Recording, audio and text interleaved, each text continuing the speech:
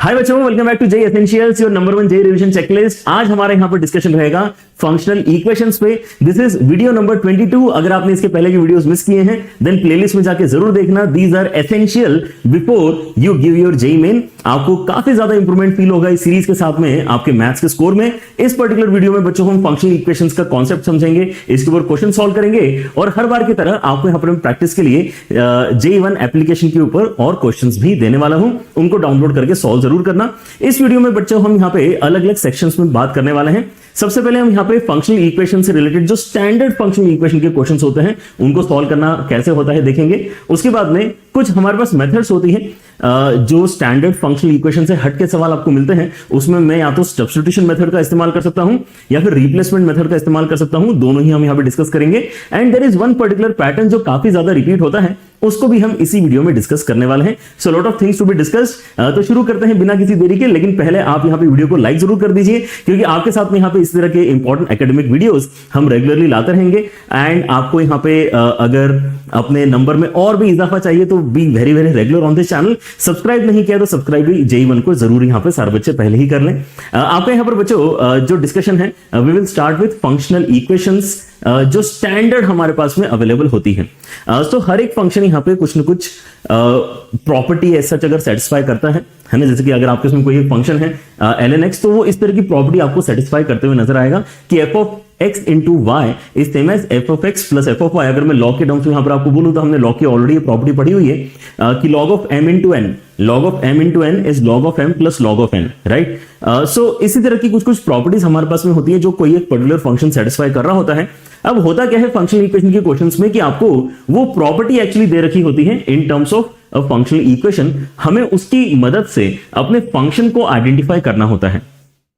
Now ये हमारे लिए थोड़ा सा एक लेंथी प्रोसेस हो सकता है अगर हमें ये फंक्शनल इक्वेशंस पहले से याद ना हो तो, right. So there are few very much frequently repeating functional equations जिनके आंसर्स हमें पहले से ही याद कर लेने चाहिए, ताकि एग्जाम में हमें यहां पे अलग से बैठकर सोचना ना पड़े कि यार ये बेसिकली प्रॉपर्टी या ये फंक्शनल इक्वेशन सेटिस्फाई करने वाला फंक्शन आखिर है कौन सा, राइट। सो आपके पास में यहां पे ये जो 4-5 फंक्शनल इक्वेशंस अभी आपको दिखाई दे रही है, मैं यहां पे साइड हो जाता हूं, आप अभी यहां पे स्क्रीनशॉट ले सकते हैं।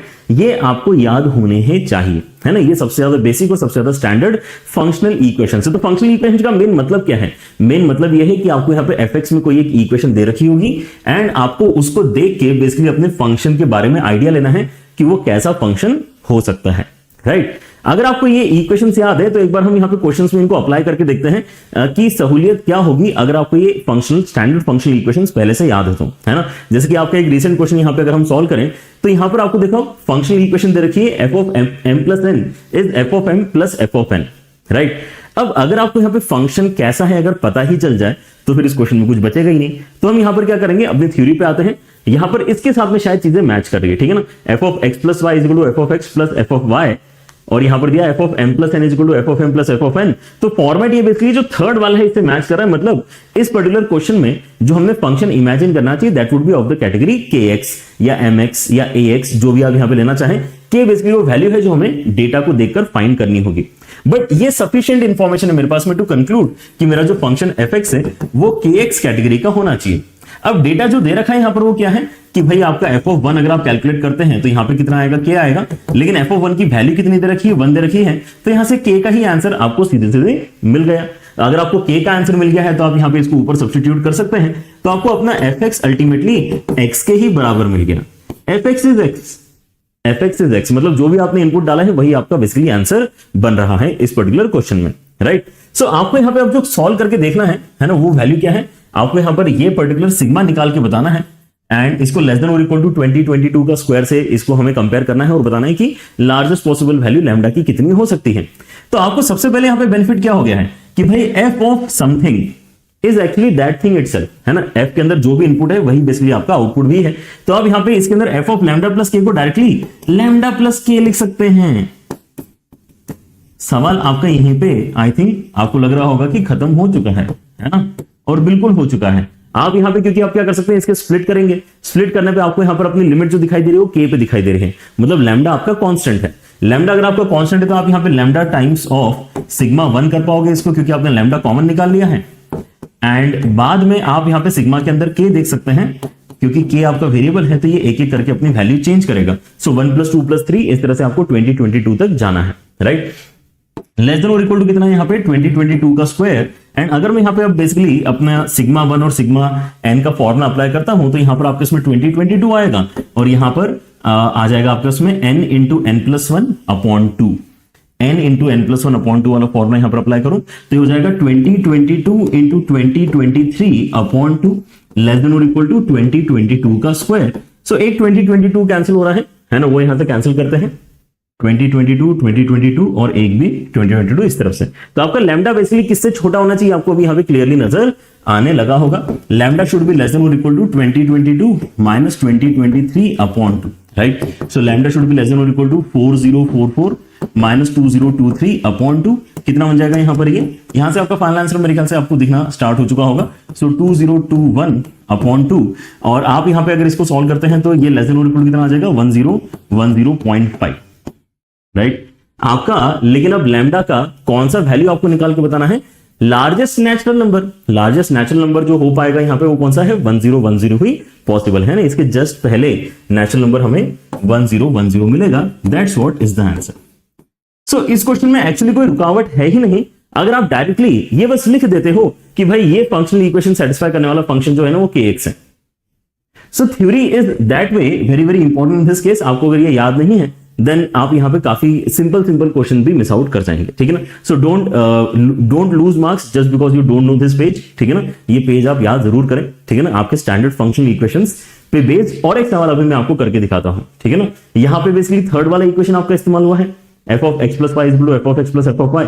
और एक क्वेश्चन करते हैं, जैसे ये वाला सवाल है आपका, इसके अंदर इन्होंने स्टैंडर्ड फंक्शनल इक्वेशन फिर से आपको देख रखी है कि f(x + y) = f(x × f(y)। अगर ऐसी फंक्शनल इक्वेशन कोई आपको देता है तो आपको फंक्शन सीधे सीधे क्या मान लेना चाहिए। देखो जरा यहाँ पे कौन सा यहाँ पे सेटिस्फाई करता है। आई थिंक ये फोर्थ वाला सेटिस्फाई करता है इस केस में।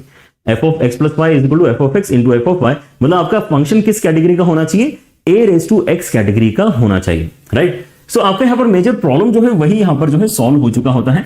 f(x) आपका a⁻x कैटेगरी का अगर मैं मानता हूं और यहाँ पे दे रखा है कि आपका इनपुट में जब आप 1 डालते हो तो आपको यहां से तो a मिलता है, लेकिन दे कितना रखा है f(1) का वैल्यू 3 के बराबर दे रखा है तो आपको a ही मिल गया।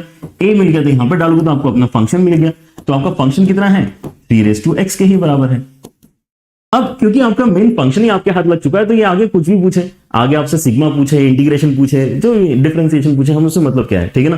क्योंकि फंक्शन आने के बाद तुम्हें बहुत सारी चीजें यहाँ पे कर ही सकता हूं सॉल्व, राइट। फंक्शनल इक्वेशन के अंदर मेन चीज जो होती है वो ये कि आप फंक्शन तक कैसे पहुंच रहे हैं। अब यहाँ पर इन्होंने सिग्मा पूछा है तो अगर आप यहाँ पे सिग्मा fk करना चाहते हैं, मतलब 3k का आप यहाँ पे सिग्मा करना चाहते हैं और उसका वैल्यू आपको 3279 के बराबर दे के रखा है, तो ये क्या बनेगा, जब आप k की वैल्यू 1 डालोगे, 2 डालोगे, 3 डालोगे तो ये एक जीपी बनेगा, राइट। 3:1, 3:2, 3:3। तो जीपी का सम बेसिकली यहाँ पर इसका मतलब निकालना है आपको, जिसका फर्स्ट टर्म 3 है, कॉमन रेशियो 3 है, नंबर ऑफ टर्म्स n है। तो this is the equation.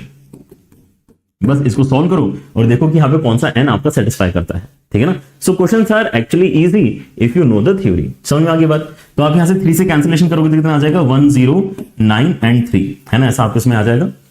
And अगर ये 2 क्रॉस मल्टीप्लाई करते हो तो 3n-1 आपके इसमें कितना आ जाएगा, ये आ जाएगा आपके इसमें 6, 18 and 2, राइट। एंड 1 अगर उस तरफ जाएगा तो 3n की वैल्यू आपको किसके साथ कंपेयर करनी है, 2187 के साथ में कंपेयर करनी है, ठीक है ना। एक बार चेक करके देखो, ये शायद आपका 729 × 3 के ही बराबर है, राइट। 729 × 3 अगर आप यहाँ पे करते हैं तो आपको 7 मिलेगा, है ना, उसके साथ में आपको कितना मिलेगा 8 मिलेगा एंड देन यहाँ पे 21 मिलेगा, ठीक है ना।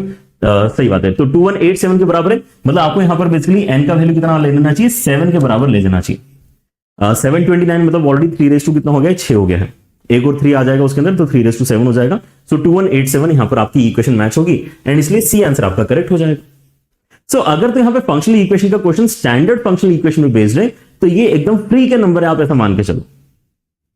और ये फ्री के नंबर अगर आप नहीं कमा रहे हो तो आपकी कंपटीशन जरूर कमा रही, तो आप पीछे हो रहे हो, ठीक है ना। तो ऐसे सिंपल चीजें आपको यहाँ पे मिस आउट बिल्कुल भी नहीं करना है, ठीक है ना। ये आपको पता होना ही चाहिए कि यार ऐसे क्वेश्चन सॉल्व कैसे किए जाते हैं।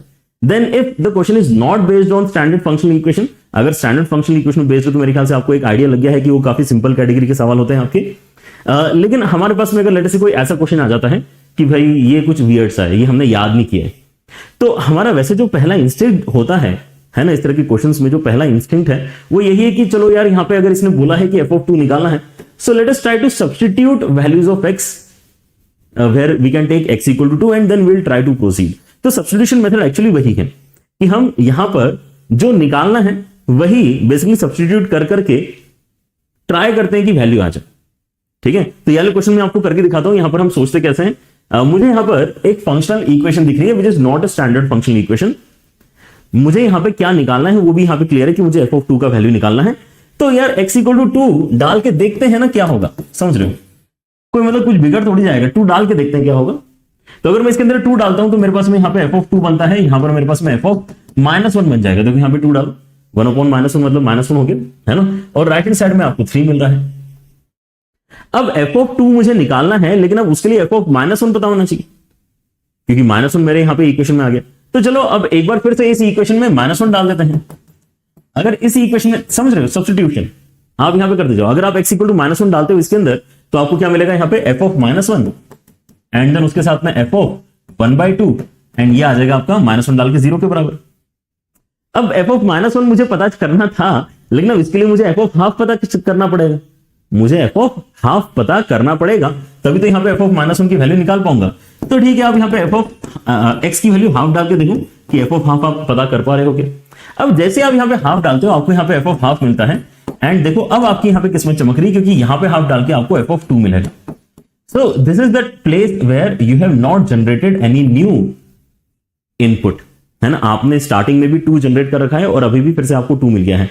तो हमारे पास में ऐसा लग रहा है जैसे 3 इक्वेशन 3 अननोन है ना। f(2) को अगर आप यहाँ पे x बोलते हो, f(-1) को अगर आप y बोलते हो, और f(½ को अगर आप z बोलते हो, तो x y z में आपके इसमें यहाँ पे 3 इक्वेशन है। तो ऑब्वियसली आप यहाँ पे इन 3 इक्वेशन को 3 वेरिएबल्स की मदद से, 3 वेरिएबल्स को 3 इक्वेशन की मदद से सॉल्व करके निकाल सकते हो। हमें स्पेसिफिकली यहाँ पे f(2) पे फोकस करना है। तो ये देखो कि बाकी सारे कैंसिल कैसे हो सकते हैं, राइट। तो आपके पास में यहाँ पे ये इक्वेशन नंबर 1 मानी जा सकती है, ये इक्वेशन नंबर 2 है, ये इक्वेशन नंबर 3 है। तो एक सिंपल सा आप यहाँ पे काम कर सकते हैं कि यार ऐसा करते हैं, 1 + 3 करते हैं और उसमें से 2 सब्ट्रैक्ट कर लेते हैं। सोचो जरा, 1 + 3 करते हैं तो ये 2 टाइम्स ऑफ f(2) आ जाएगा, राइट। और इसके साथ में f(-1) और f(½ की वैल्यू भी यहां पर आपकी क्रिएट होगी। और फिर आप यहां पे या तो बोलो कि आपने इसकी वैल्यू 0 सब्स्टिट्यूट कर दी, या फिर इसको सब्ट्रैक्ट कर लिया, जो भी आप यहां पे कहना चाहो। तो आपका राइट हैंड साइड में क्या बनने वाला है, राइट हैंड साइड में दिस प्लस दिस -0 होने वाला है, मतलब हो जाएगा आपका 9/2 के बराबर। दोनों को ऐड करके आप बीच वाला इक्वेशन सब्ट्रैक्ट कर लो, तो f(2) का वैल्यू आपका 9/4 यहां से निकलकर आ गया। सो this is one way, one approach of solving functional equations, जहां पर आप अपने रिक्वायरमेंट के हिसाब से बेसिकली इनपुट सोचते जा रहे हो, है ना। कि यार 2 निकालना था तो 2 डाल दिया, -1 नहीं पता था तो -1 डाल दिया, हाफ नहीं पता था हाफ डाल दिया, बच गए, है ना। इक्वेशंस आ गई, हमने उनको साइमल्टेनियसली सॉल्व कर लिया, जो चाहिए था वो हमने निकाल लिया, ठीक है ना। This is purely the method of substitution. लेकिन एक थोड़ी सुपीरियर अप्रोच होती है हमारे पास में, जिसको हम कहते हैं मेथड ऑफ रिप्लेसमेंट या रिप्लेसमेंट मेथड, जहां पर हम ऐसे डायरेक्टली x की कोई वैल्यू सब्स्टिट्यूट ना करके एक्चुअल फंक्शन ही निकालने में इंटरेस्टेड होते हैं। Now this is particularly the question जिसके अंदर आप सब्स्टिट्यूशन से इसको सॉल्व नहीं कर सकते हैं, क्योंकि आपको आगे जो पूछा है उसके अंदर fx का इंटीग्रेशन आपको करके बताना है। जबकि पिछले सवाल में आप यहां पर ध्यान से देखें, इस तरह से आप बेसिकली डिस्टिंग्विश कर सकते हैं कि कौन से क्वेश्चन को आपने सब्स्टिट्यूशन से सॉल्व करना चाहिए और कौन से क्वेश्चन को आपने रिप्लेसमेंट से सॉल्व करना चाहिए। मुझे यहां पे एक पर्टिकुलर वैल्यू पता करनी थी, तो यहां पे एग्जैक्ट फंक्शन मुझे नहीं भी पता है, मुझे अगर वो पर्टिकुलर वैल्यू भी पता चल जाती है तो भी मैं अपने आंसर को तो पता कर चुका हूं। मुझे एक्चुअली वो फंक्शन fx कैसे दिखाई देगा अभी तक नहीं पता है। In this discussion I don't know कि वो कैसे दिख रहा है, लेकिन आंसर तो आ गया ना, है ना। हम f(2) निकालना चाह रहे थे, f(2) तक हम पहुंच गए सब्स्टिट्यूशन मेथड का इस्तेमाल करके। यहां पे क्योंकि मुझे इंटीग्रेशन ही fx का करना है, तो मेरे हाथ में अगर fx नहीं होगा तो इंटीग्रेट कैसे करूंगा। अगर मुझे f(1) पता चल जाए, f(2) पता चल जाए, तो उससे होगा क्या। इंटीग्रेशन करने के लिए तो मुझे एक्चुअल फंक्शन ही चाहिए, राइट। तो यहां पे रिप्लेसमेंट मेथड इस वजह से आपके यहां पर जो इंपॉर्टेंट हो जाती है, and the method is actually pretty easy, and this is one of the standard questions also, जहां पे रिप्लेसमेंट मेथड सिखाते समय भी हम इस तरह का क्वेश्चन क्लास में डिस्कस करते हैं, और आपके एग्जाम में भी लगभग ऐसा ही क्वेश्चन आते हैं, राइट। यहां पर आपको सोचना ऐसा होता है कि यार fx के साथ में आपको और क्या नजर आ रहा है, तो आपको f(1/x) नजर आ रहा है, तो आप x की जगह 1/x ही रिप्लेस करते हो। तो यहां पे हर बार मैंने बच्चों से ये डाउट पूछा है, या मतलब बच्चों के डाउट्स आते हैं कि सर हम कैसे सोचेंगे कि मुझे रिप्लेस किस क्वांटिटी से करना है, which is not a big deal actually, है ना। आप रिप्लेस एक्चुअली उसी क्वांटिटी से करना चाहोगे जो क्वांटिटी आपको पहले से इक्वेशन में नजर आ रही है। क्योंकि आपने जब पिछले क्वेश्चन में भी यहां पे रियलाइज किया होगा कि यार मैंने यहां पे जो जनरेट किया वो तो मुझे चाहिए नहीं था ना, मुझे 2 चाहिए था, मुझे यहां पे -1 भी मिला साथ में, मुझे नहीं चाहिए, तो मुझे उसको टैकल करने के लिए एक और इक्वेशन लिखनी पड़ी। फिर वो भी बन गया एक एक्स्ट्रा टर्म हाफ जो मुझे नहीं चाहिए था, तो मैंने उसको टैकल करने के लिए एक और इक्वेशन क्रिएट करी। फिर इस इक्वेशन में फाइनली में बच गया कि यार मुझे जो चाहिए था वही फिर से आ गया। तो आप कभी भी यहां पे एक्स्ट्रा चीजें क्रिएट करने की जगह फिर से वही चीज क्रिएट करने में इंटरेस्टेड रहते हो, क्योंकि उससे आपको ऐसा लगता है कि आपके अननोन्स इंक्रीज नहीं हुए हैं, right. That is the logic behind actually selecting what you can already see in the question, है ना। तो आपकी जो एक्चुअल इक्वेशन उसके अंदर आपको x और 1/x दिख रहा है, तो आप यहां पे x को 1/x से ही रिप्लेस करो। जब आप यहां पे x को 1/x से रिप्लेस करते हो तो आपके पास में क्या बनेगा, यहां पे f(5 टाइम्स ऑफ f(1/x) बनेगा, यहां पे 4 टाइम्स ऑफ fx बनेगा, यहां पर आपका x एंड यहां पे 3 बनेगा। तो यहां पर फिर से ये दो इक्वेशन, दो वेरिएबल वाली फीलिंग आपको आनी चाहिए कि f(1/x) नाम की एक चीज है और fx नाम की एक चीज है ना। fx यहां पे दिख रहा है, यहां पे दिख रहा है, यहां पे f(1/x) 1/x दिख रहा है। तो क्यों ना मैं यहां पे इन दोनों को, इक्वेशंस को इस तरह से सिंप्लीफाई करूं, कि मेरा जो f(1/x) का टर्म है वही कैंसिल हो जाए। So the thought is pretty simple, elimination method. आप यहां पे इक्वेशन 1 को 5 से मल्टीप्लाई करो तो यहां पे 20 आ जाएगा, इक्वेशन 2 को 4 से मल्टीप्लाई करोगे तो यहां पे 20 आ जाएगा, फिर दोनों को सब्ट्रैक्ट कर लेंगे, सो 20 f(1/x) ऊपर नीचे से कैंसिल हो जाएगा। जब आप ये काम करोगे तो आपके उसमें fx बचेगा और वहां से, है ना, आप फिर आगे इंटीग्रेशन प्रोसीड कर सकते हो। तो यहां पे कितना आ जाएगा, 25fx, यहां से आ जाएगा 16fx, दोनों कैंसिल करके 9 टाइम्स ऑफ fx आपका बनेगा। f(1/x) तो कैंसिल होने के लिए हमने काम किया है, बाकी आगे यहां पर क्या बचने वाला है, 5/x + 15 -4x -12, ठीक है। तो आपका यहां पर जो fx आया है वो कैसे नजर आएगा, fx आ गया है 1/9 के साथ में, 1/9 के साथ में 5/x and then -4x and then +3, ये आपका fx है। तो इस बार हमें एक्चुअल fx पता चला है, राइट। और अब आपको अगर इंटीग्रेट करना है तो यार यहाँ पे एक टर्म log की आएगी, एक टर्म x² की आएगी, है ना, एक टर्म x की आएगी। So now it is not a very big deal. आपका 18 टाइम्स ऑफ इंटीग्रेशन 1 से लेके 2 तक 1/9 टाइम्स ऑफ 5/x -4x +3, ऐसा आपको सॉल्व करके बताना है। 9 से कैंसिल करके इसको 2 तो बना ही लो, एंड इंटीग्रेशन में आपको इसमें क्या क्या आ जाएगा, 5 ln x आ जाएगा, -2x² आ जाएगा एंड 3x आ जाएगा। इनके ऊपर लिमिट डाल दो 1 से लेके 2 तक and then check your answer. So I guess यहां से अगर आप सॉल्व करते हैं तो सी आंसर आपको मैच करते हुए नजर आएगा, ठीक है। बस वैल्यू सब्स्टिट्यूट करनी बेटा, है ना। So I am not going into that last step. आप यहां पे एक बार 2 डालो, एक बार 1 डालो, दोनों को सब्ट्रैक्ट करो, सी आंसर आपका यहां पे बन रहा है कि एक बार जल्दी से चेक करो, ठीक है। तो this is what is the method of replacement, कि आप x को, है ना, यहां पर किससे रिप्लेस करना चाह रहे हो, 1/x से रिप्लेस करना चाह रहे हो। ऑलराइट, चलिए और एक क्वेश्चन देखते हैं। जैसे ये वाला क्वेश्चन है, ये वाला क्वेश्चन एक्चुअली काफी बढ़िया सवाल है ना। यहां पर क्या दिया है कि आपके इसमें fx जो फंक्शन है वो ये वाली फंक्शनल इक्वेशन सेटिस्फाई करता है कि f(3x - fx) ये आपका x के बराबर है। फंक्शनल इक्वेशन है ये, मेरे ख्याल से अभी तक आपको यहाँ पे फंक्शनल इक्वेशन का मतलब क्या है वो क्लियरली समझ में आ चुका है कि भाई ये fx में कुछ तो इक्वेशन दी हुई होती है एंड उसकी मदद से कुछ तो फंक्शन हमें यहाँ पे गेस करना होता है, राइट। सो इस क्वेश्चन में आप ध्यान से देखें, है ना, पिछले क्वेश्चन के कंपैरिजन में यहाँ पे डिफरेंस क्या हुआ है ना। इस बार कोई कोएफिशिएंट यहाँ पर 3x जैसी चीज आपको नजर आ रही, राइट। सो मैं वापस सिमिलर सी चीजें जनरेट कैसे कर सकता हूं, उसके लिए कोई रिप्लेसमेंट आपको यहां पर सोचना है। अगर आप यहां पे x के प्लेस में 3x अगर यहां पे सोचते हैं, है ना, क्योंकि आपको fx के साथ में 3x भी नजर आ रहा है, तो दैट इज ऑल्सो थॉट। लेकिन आप यहां पर ये सोचो कि आपके पास में, है ना, एक और हो सकता है थॉट कि आप यहां पे x क्रिएट करना चाह रहे हो, है ना। आप यहां पे 3x है, उसकी जगह आप x कैसे क्रिएट कर सकते हो, आप x की जगह x/3 अगर सब्स्टिट्यूट करोगे, रिप्लेस करोगे, तो आपके इसमें यहां पे इस प्लेस में fx आ जाएगा, ठीक है ना। सो हम यहां पे जो रिप्लेसमेंट सोच रहे हैं वो कुछ इस डायरेक्शन में होना चाहिए एंड ये आपको करते करते आएगा। अगर आप यहां पे इसके अंदर कुछ और रिप्लेसमेंट भी अगर पहले सोचे थे, अगर लेटर से आपने यहां पे इसको पहले सोचा है इस क्वेश्चन को, तो you can also try some other replacements and then with multiple methods if you try, I think ultimately you will reach to this conclusion कि हाँ ऐसा कुछ करना यहां पर फायदेमंद है, राइट। कि हम यहां पे अगर x के प्लेस में x/3 रिप्लेस कर रहे हैं तो यहां पे जो फायदा मिल रहा है वो ज्यादा क्यों है। किसी न किसी क्वांटिटी से रिप्लेस करके आपको यहां पे मल्टीपल फंक्शनल इक्वेशंस बनानी होती हैं। रिप्लेसमेंट के बाद में जो मल्टीपल फंक्शंस इक्वेशंस बनती हैं उनको साइमल्टेनियसली आप यहां पे इस्तेमाल करके fx को निकालने की कोशिश करते हो, ठीक है ना। ये मोटा मोटा आपने प्रिंसिपल ध्यान रखना है, ऑलराइट। सो आप अगर यहां पे x के प्लेस में x/3 रिप्लेस करते हैं तो आपको क्या मिलेगा, आपको मिलेगा यहां पे fx and minus f of x/3 और ये आ जाएगा आपका x/3 के बराबर, है ना, ऐसा आ जाएगा ना, क्योंकि मैंने x के प्लेस में x/3 रिप्लेस किया। अब लेकिन यहां पे प्रॉब्लम क्या हुआ है कि यहां पे अब वही वाला इशू हुआ है जो हमने सब्स्टिट्यूशन मेथड में डिस्कस किया था कि यार देखो fx तो जनरेट हुआ लेकिन अब x/3 आ गया, अब मुझे x/3 नहीं पता, ठीक है ना, तो यहां पे x/3 बनाने की कोशिश करते हैं। तो मतलब आपको क्या करना पड़ेगा, x के प्लेस में x/3 स्क्वायर रिप्लेस करना पड़ेगा, राइट। तो हम यहां पे इस तरह से रिप्लेसमेंट्स शायद करते ही जाना चाह रहे हैं। ये जो इक्वेशन आएंगे इस इक्वेशन में भी मैं x के प्लेस में x/3 रिप्लेस करना चाहता हूं, तो यहां पे मेरे पास में f ऑफ x/3 बनेगा, यहां पर x/3 का स्क्वायर बनेगा और यहां पर भी x/3 का स्क्वायर बनेगा, राइट। लेकिन अब यहां पे x/3 का स्क्वायर एक एडिशन क्वांटिटी आ गई, तो ऐसे करते हैं, चलो यहां पे इस इक्वेशन में भी x के प्लेस में x/3 रिप्लेस करते हैं। अगर मैं ऐसा करूंगा तो यहां पर ये f ऑफ x/3 स्क्वायर बनेगा minus f of x/3 cube बनेगा और यहां पे x/3 क्यूब फिर से आपका राइट हैंड साइड में आपको दिखाई देगा। तो मल्टीपल इक्वेशंस आपकी यहां पर इस तरह से बनाई जा सकती हैं and I guess there is no end to it, है ना। हम यहां पर कहते हैं कि देखो हम ये ऐसा करते जा सकते हैं, we can do that n times, ऐसा हम यहां पे कहते हैं, ठीक है ना। तो आपके इसमें यहां पे अभी कितनी इक्वेशंस यहां पे रेडी हो गई, आपके इसमें ऑलरेडी ये एक इक्वेशन थी ओरिजिनल इक्वेशन, ये आपने मॉडिफाइड इक्वेशन बनाई, ये आपने एक और मॉडिफाइड इक्वेशन बनाई, ये आपने और एक मॉडिफाइड इक्वेशन बनाई, ऐसा करते जा रहे हो करते जा रहे हो करते जा रहे हो, तो आपके इसमें बहुत सारी इक्वेशंस है। अगर मैं सारी इक्वेशंस को ऐड कर लेता हूं तो कोई फायदा मिल रहा है क्या?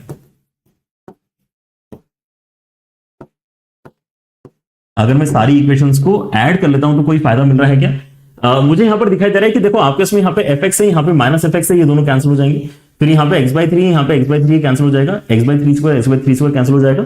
तो जो हम यहां पे टेलीस्कोपिंग सीरीज या वीएन मेथड या बारिश वाले मेथड जो भी आप यहां पे नाम से उसको देखते हैं, सीक्वेंस एंड सीरीज में जो आइडिया होता है कि यार आपकी कॉन्सेक्यूटिव टर्म्स में काफी सारे कैंसिलेशंस आपको देखने के लिए मिलते हैं, वो यहां पर एक्चुअली हो पा रहा है। तो आपके इसमें बचेगा क्या, आपका यहां पे fx कैंसिल हो गया, मतलब f ऑफ 3x बचेगा, f ऑफ 3x आपका बचेगा। उसके बाद में ये f ऑफ x कैंसिल हो चुका है, x/3 कैंसिल हो चुका है, x/3 स्क्वायर कैंसिल हो चुका है। तो एंड तक आते आते यहां पर आपके इसमें कुछ लास्ट में बचने वाला है, राइट। सो लास्ट में आपके इसमें यहां पे बचेगा कितना, है ना, आपके इसमें यहां पे लास्ट में x/3 की पावर n जैसा टर्म बचेगा, है ना।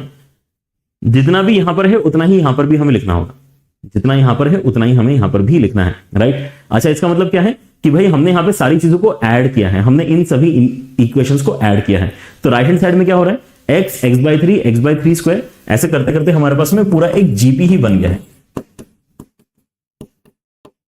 और हमने कहां तक जाना है, x/3 की पावर n तक जाना है। क्यों? क्योंकि आप देख पा रहे हैं कि यहां पे इक्वेशन जो भी हमने लिखी है, लास्ट इक्वेशन जो भी हमने लिखी है, यहां पे जो इनपुट के अंदर वैल्यू लिखी है वही यहां पर राइट हैंड साइड में वैल्यू आपको दिखाई दे रही है। तो यहां पे इनपुट के अंदर हमने लास्ट वैल्यू ये मानी है, तो यहां पर भी हमने लास्ट वैल्यू इसी को लिखना चाहिए। ऑलराइट, सो क्या यहां से हमारा प्रॉब्लम सॉल्व हो चुका है? देखो जरा एक बार, f of 3x minus f of x upon 3n, ये जो आपका बनेगा, x कॉमन निकाल के आप यहां पे क्या कर सकते हैं, अपना जीपी का स्टैंडर्ड फॉर्मूला इस्तेमाल कर सकते हैं। स्टैंडर्ड फॉर्मूला इस्तेमाल करने से भी अच्छी एक बात हम यहां पे बोल सकते हैं कि चलो ऐसा करते हैं कि क्यों ना हम यहां पे ऐसा इनफाइनाइट इक्वेशंस के लिए कर लें, थोड़ा बेटर ही काम कर लेते हैं। मतलब n टेंडिंग टू इंफिनिटी ही अगर मैं यहां पे लगा दूं इसके साथ में, तो थोड़ा जल्दी आंसर आ जाएगा क्या? कितनी इक्वेशंस में ऐड कर रहा हूं, इनफाइनाइट इक्वेशंस ऐड कर रहा हूं। अगर मैं इनफाइनाइट इक्वेशंस ऐड कर रहा हूं, n को अगर मैंने इंफिनिटी कर दिया है, तो x मैटर नहीं करता कितना है, 3n इंफिनिटी, तो आपका यहां पर इंफिनिटी होगा, मतलब f के अंदर यहां पे आपको 0 मिलेगा, ठीक है ना। टेंडिंग वाली वैल्यू अगर मैं बात करूं तो f ऑफ 3x के साथ में यहां पर आपको f के अंदर 0 मिलेगा। एंड राइट हैंड साइड में अगर आप यहां पे देखते हैं तो x कॉमन निकालने के बाद में आपके इसमें एक इनफाइनाइट जीपी है। इनफाइनाइट जीपी जो है उसका फर्स्ट टर्म आपका 1 है एंड कॉमन रेशियो आपका 1/3 के बराबर है। तो this is how we can simplify the given question. And आपको यहां पर मिल रहा है f of 3x and minus f of 0 is equal to 3x upon 2। इसको आप राइट हैंड साइड में भेज के सकते हैं एंड यहां से आपको f ऑफ 3x का आंसर मिला है कुछ ऐसा। एंड f ऑफ 3x का आंसर अगर आपको 3x अपॉन 2 प्लस कॉन्स्टेंट मिला है, तो fx कैसा होगा, आप 3x की जगह x रिप्लेस करवा लो, आप 3x की जगह t रिप्लेस करवा सकते हो, फिर t की जगह x बाद में डाल सकते हो, या फिर रिप्लेसमेंट मेथड हमारी चली रही है, ठीक है ना। तो आप यहां पे x के प्लेस में वैसे भी दूसरी वैल्यू सब्स्टिट्यूट कर पा रहे हो, तो आप यहां पे 3x के प्लेस में ही x रिप्लेस करा लो दोनों साइड, तो ये आपको x/2 प्लस f ऑफ 0 है ना, ऐसा नजर आ जाएगा। सो आपका जो यहां पर इसका मतलब fx फंक्शन है वो एक लीनियर फंक्शन है। लेकिन यहां पे एफ ऑफ जीरो का वैल्यू अभी हमें नहीं पता, उसके लिए कोई डेटा हमारे पास क्वेश्चन में ऑलरेडी अवेलेबल होना चाहिए। And in this question it is given as F of 8 is equal to 7। F of 8 is equal to 7, तो हम यहां पे अगर x की वैल्यू 8 इस्तेमाल करते हैं तो कितना हो जाएगा, F of 8 is equal to 4 plus F of 0, यानी वैल्यू आपकी 7 के बराबर है, तो एफ ऑफ 0 आपका कितना हो जाएगा, 3 के बराबर हो जाएगा, राइट। तो आपको यहां पर अगर ये पता चल चुका है तो आपको मतलब पूरा फंक्शन पता चल गया है। आपका फंक्शन क्या हो गया है, F X is equal to X by 2 plus 3, और आपको क्या निकालने के लिए बोला गया है, एफ ऑफ 14 अब यहां पे निकालने के लिए बोला गया है, राइट।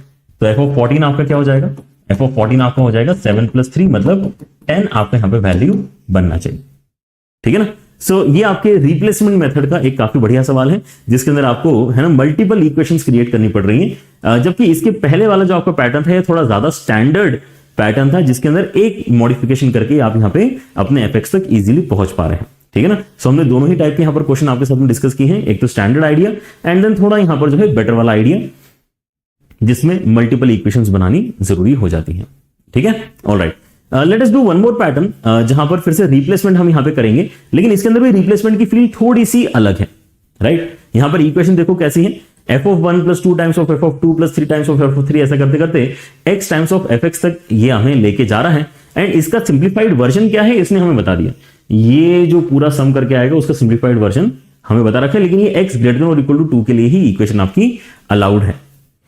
2 या 2 से बड़े वाले एक्स की वैल्यूज के लिए यहां पर हम ये काम कर सकते हैं।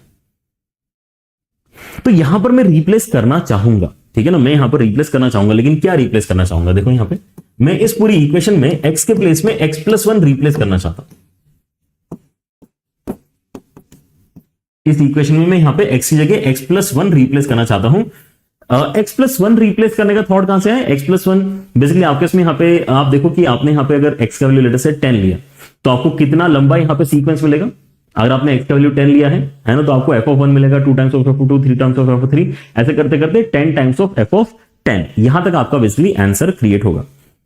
लेकिन अगर मैं यहां पे अब 11 क्रिएट करूंगा तो यहां पे एक एक्स्ट्रा टर्म आ जाएगी आपके इसमें, आपके इसमें अब 11 टाइम्स ऑफ f ऑफ 11 भी एग्जिस्ट करेगा, राइट। सो मेरे पास में ऑलरेडी एक इक्वेशन है जिसके अंदर x तक मैं जा रहा हूं, मैं अगर x प्लस 1 तक जाऊंगा तो मैं एक एक्स्ट्रा टर्म बेसिकली यहां पर जो है अब क्रिएट कर रहा हूंगा, जहां से सॉल्यूशन थोड़ा सा निकालना आसान हो सकता है, ठीक है ना। तो यहां पर भी रिप्लेसमेंट कर रहे हैं, पिछले क्वेश्चन में भी रिप्लेसमेंट किया था और इसके पिछले क्वेश्चन में भी रिप्लेसमेंट किया था, लेकिन तीनों ही जो क्वेश्चन इस वीडियो में मैं आपके साथ डिस्कस कर रहा हूं उसके अंदर रिप्लेसमेंट का जो रीजन है वो थोड़ा थोड़ा यहां पर जो है मतलब या मोटिवेशन कहना चाहिए, जो रिप्लेसमेंट का मोटिवेशन है वो थोड़ा थोड़ा अलग है। इस क्वेश्चन में मोटिवेशन क्या है कि यार अगर मैं x प्लस 1 से रिप्लेस करता हूं तो देखो यहां पर बन क्या रहा है, मेरे पास में यहां पे f ऑफ 1 तो आएगा ही, उसके बाद में 2 टाइम्स ऑफ f2 तो आएगा ही, 3 टाइम्स ऑफ f ऑफ 3 तो आएगा ही, लेकिन ऐसा करते करते आपको x टाइम्स ऑफ fx तक नहीं रुकना है आपको, क्योंकि x प्लस 1 तक जाना है, राइट। सो आप x plus 1 into F of x plus 1 basically create करोगे, है ना, ये आपका LHS बनेगा। और इसका आंसर अब निकालने के लिए आपको क्या करना है, x के प्लेस में x प्लस 1 रिप्लेस करना है। x के प्लेस में x प्लस 1 अगर आप रिप्लेस करते हो तो राइट हैंड साइड में आपको क्या मिल जाएगा, x plus 1 into x plus 2 into F of X plus 1, है ना, जहां जहां x लिखा है उसके प्लेस में x प्लस 1 हमने रिप्लेस कर देना चाहिए। अब यहां पे क्योंकि हमने इतना शानदार रिप्लेसमेंट किया है, हालांकि बहुत इजी है लेकिन है बड़ा शानदार। ये शानदार क्यों है, क्योंकि हम अगर पहले कुछ टर्म्स यहां पे अगर कलेक्टिवली देखें तो इसी का तो वैल्यू है हमारे पास में, ये जो है ये क्या है, ये एफ ऑफ 1 से लेके एक्स एफ एक्स तक का सम ही तो है, उसी का आंसर है। तो हम यहां पे इसको रिप्लेस कर सकते हैं, राइट। तो अगर आप इस प्लेस में इसको लेके आते हैं तो ये क्या हो जाएगा, x into x plus 1 into F x plus आगे वाला टर्म क्या है आपका x plus 1 times of F of X plus 1, और ये किसके बराबर है, ये x plus 1 into x plus 2 into F of X plus 1 के बराबर है, राइट।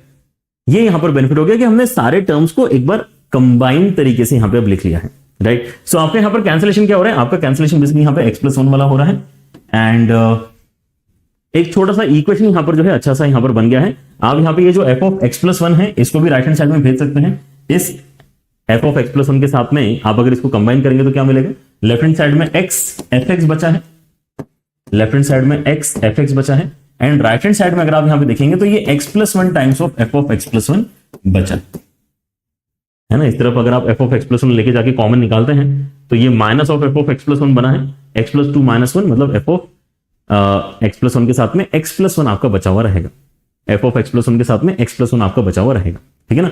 तो ये जो आपकी पूरी इक्वेशन है, ये जो आपकी पूरी इक्वेशन है, यहां से हम कुछ कुछ आगे कैलकुलेशंस डेफिनेटली कर पाएंगे, ठीक है ना। तो इसको आप यहां पे स्टैंडर्ड इक्वेशन मान के अभी संभाल के रख सकते हैं, है ना। Let this be our equation one.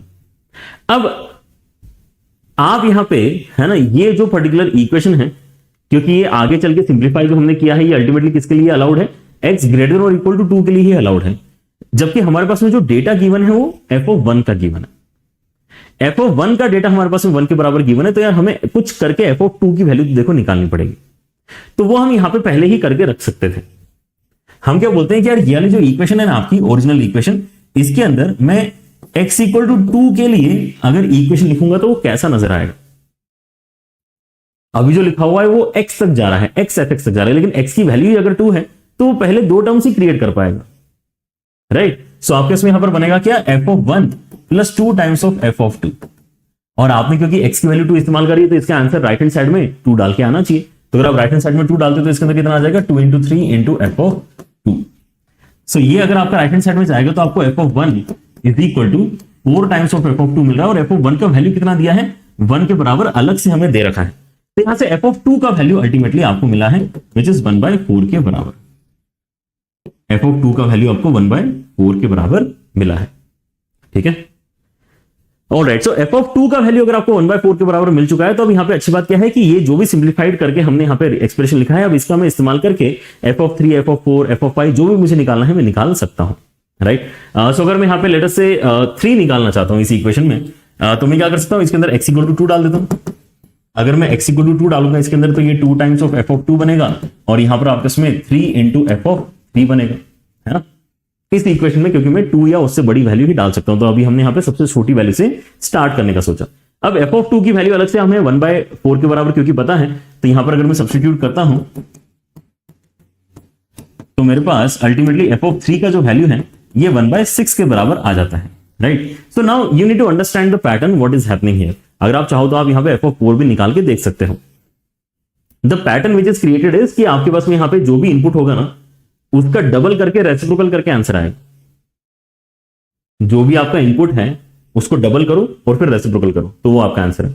जो भी आपका इनपुट है उसको डबल करो, रेसिप्रोकल करो, वही आपका आंसर है। And once you get this idea कि देयर इज द पैटर्न, तो अब यहां पे कोई गंदा सा वैल्यू भी अगर देता है इनपुट में तो आप उसका आंसर बता सकते हो, ठीक है ना। तो यहां पर उन्होंने 1/f ऑफ 2022 बोला है एंड देन उसके साथ में 1/f ऑफ 2028 बोला है, ठीक है ना। So what is the idea, the idea is कि डबल करके रेसिप्रोकल करो, ठीक है ना, सॉरी डबल करके रेसिप्रोकल करो। और यहां पर भी क्या हो जाएगा आपके इसमें 1 के साथ में 4056, राइट। तो आप इसको सिंप्लीफाई करके देखो आपका फाइनल आंसर बेसिकली यहां पर कितना बनना चाहिए, ऑलराइट। सो ये आपका 8100 आंसर बन जाएगा, ठीक है। रेसिप्रोकल करोगे तो आपके इसमें यहां पे 8100 आंसर बनना चाहिए। So this is how basically you can try to understand few questions जहां पे रिप्लेसमेंट मेथड आपकी लग रही होती है। अगर आप यहां पे थोड़ी प्रैक्टिस करेंगे तो आई गेस ये वाला पैटर्न तो डेफिनेटली आप पकड़ ही पाएंगे, ठीक है ना। ये तो सबसे ज्यादा इंपॉर्टेंट है, ये सबसे ज्यादा इजी भी है, राइट।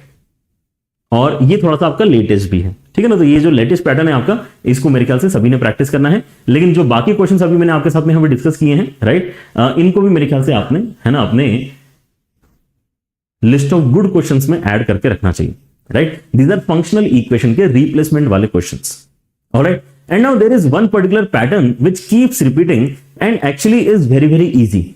ये इतना इजी है कि कई बार बच्चे यहां पर अगर अच्छे से प्रैक्टिस करते हैं तो इस फ्रीक्वेंटली आस्क्ड पैटर्न का ओरली आंसर एक्चुअली क्लास में बता रहे होते हैं, ठीक है ना। And the pattern is something like this, जहां पर आपको एफ एक्स दे रखा है ना। यहां पर ये फंक्शनल इक्वेशन ऐसा नहीं है क्योंकि यहां पर आपको फंक्शन ही दे रखा है, लेकिन ये फीलिंग लगभग वैसी ही देता है क्योंकि एफ ऑफ बहुत सारी वैल्यूज यहां पे ऐड करके दी हुई है। तो इसलिए यहां पर इसी वीडियो में हम इसको कवर कर रहे हैं क्योंकि इसको अलग से कवर करने का ज्यादा सेंस बन नहीं रहा था। सो आई थॉट कि ये फ्रीक्वेंट पूछा जाने वाला सवाल हम फंक्शनल इक्वेशन वाले वीडियो में ही डिस्कस करना चाहेंगे। क्या है मेन आइडिया यहां पे कि आपके पास में जो एफ के अंदर इनपुट्स अवेलेबल हैं वो थोड़े स्पेशल हैं। अगर आप देखते हैं, है ना, फ्रंट एंड लास्ट बिगनिंग और एंड से अगर आप यहां पे अपने इनपुट्स को देखते हैं तो उनका सम 1 के बराबर आ रहा है। मतलब अगर आप इस इनपुट को x बोलते हो तो ये इनपुट ऑटोमेटिकली 1 - x कहलाएगा। करके देखो एक बार, ये x अगर है तो 1 - x करके देखो क्या बनेगा, 2022/2023 ही बनेगा, राइट। तो आप एक बार ये कोशिश कर सकते हो कि आपके पास में f of x क्योंकि ऑलरेडी अवेलेबल है, so try and calculate what is f of 1 - x, क्योंकि वो भी हमारे पास में एक्चुअली एक पॉसिबल इनपुट है। अगर x एक इनपुट है तो 1 - x भी एक इनपुट है, राइट। तो हम चाह रहे हैं कि इनको अलग अलग सॉल्व करने से बेहतर है कि हम इन जनरल ही x के टर्म्स में थोड़ा कैलकुलेशन करके अपना समय बचा लें, ठीक है ना। तो आपको इसमें fx कितना देके रखा है इन्होंने, 2^2x अपॉन 2^2x प्लस 2। अगर आप x की जगह 1/x डालोगे तो आपको कुछ ऐसा मिलेगा, एंड इस वजह से आप अगर अब fx plus f of 1 - x करोगे तो क्या हो, अल्टीमेटली हमें क्योंकि ऐड ही करना है, राइट। मैं यहां पे अगर इस तरह का एडिशन मेरे पास में अवेलेबल है तो मैं एक एक करके ही ऐड करूं, जरूर थोड़ी है। मैं तो यहां पे एक्सट्रीम वैल्यूज को पहले ऐड कर सकता हूं, जो सेकंड और सेकंड लास्ट है उनको ऐड कर सकता हूं। मैं यहां पे एडिशन तो किसी भी ऑर्डर में कर सकता हूं, ठीक है ना। तो मैं इन दोनों को बेसिकली प्रायोरिटी से चेक करना चाहता हूं कि क्या बनेगा। सो fx तो आपके इसमें कितना है, 2^2x upon 2^2x plus 2। And यहां पे अगर आप देखते हैं तो आप क्या कर सकते हैं, 2^2x से ऊपर नीचे मल्टीप्लाई डिवाइड कर सकते हैं। सो आपके इसमें 2^2 ऊपर बचेगा, 2^2x से अगर आपने मल्टीप्लाई किया तो यहां पे 2^2 बचेगा, और यहां पे 2 टाइम्स ऑफ 2^2x आपको मिलेगा। क्या किया मैंने यहां पे इस पर्टिकुलर एक्सप्रेशन में, अगर आप इसको है ना ओपन करके देखो, सो 2^-2x वाला जो टर्म आ रहा था उसको नलिफाई करने के लिए मैंने 2^2x ऊपर और 2^2x नीचे मल्टीप्लाई किया है। एक 2 यहां पर आपको कैंसिल होते हुए नजर आना चाहिए, एंड एक 2 आपका अगर कैंसिल हो जाता है, right, so this is what we get. और अगर आप यहां पे इन दोनों को अब ऐड करते हैं तो आपको यहां पे वैल्यू बनता है 1 के बराबर, right. So this is a big win for us कि भाई इन जनरल अगर आप अपने इनपुट्स में ये नोटिस करते हैं कि आपके इनपुट्स का सम 1 के बराबर है तो आपके आउटपुट्स का सम भी 1 के ही बराबर है। अगर आपके इनपुट्स का सम 1 के बराबर है, यहां पर ये नोटिस करो, तो आपका आउटपुट का सम भी 1 के ही बराबर है, ठीक है ना। तो मैं यहां पे इस तरह के बहुत सारे कॉम्बिनेशंस को 1 1 1 अब यहां पे कह सकता हूं। मैं यहां पे बोल सकता हूं कि f of 1/2023 along with that f of 2022/2023, इसका आंसर 1 ही होना चाहिए, क्योंकि अगर ये x है तो ये 1 - x है।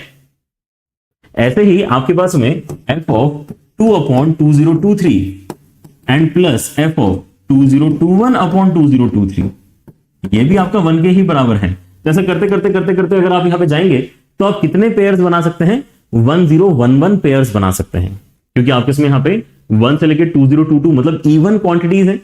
इवन क्वांटिटीज अगर आपके उसमें है तो आप यहां पे 2 के पेयर डेफिनेटली बना पाएंगे। कितने, इसका आधा। आप यहां पे ऐसे 1 1 1 1 1 कितने बार कर पाएंगे, 1011 टाइम्स आप यहां पे ये काम कर पाओगे।